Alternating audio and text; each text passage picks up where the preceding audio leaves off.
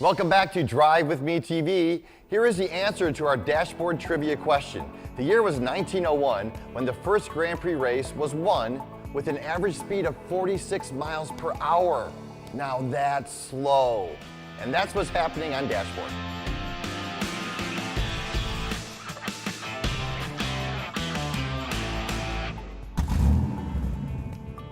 Warm weather is finally here, and that means we'll be out driving in our regular cars or custom cars. But if you get into a tangle with another vehicle, I've got a guy who can help. Frank Todaro from Collision Masters. We realize that you're already in a bad predicament. You got in an accident or somebody hit you.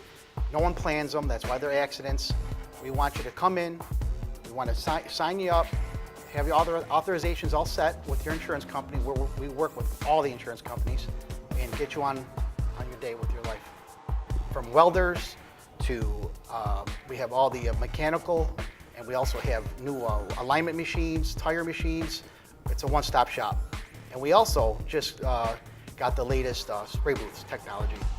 If you need to connect with Frank, check out Collision Masters in downtown Buffalo at 716-855-2886. In Amherst, call 716-838-1166 and online at collision-masters.com.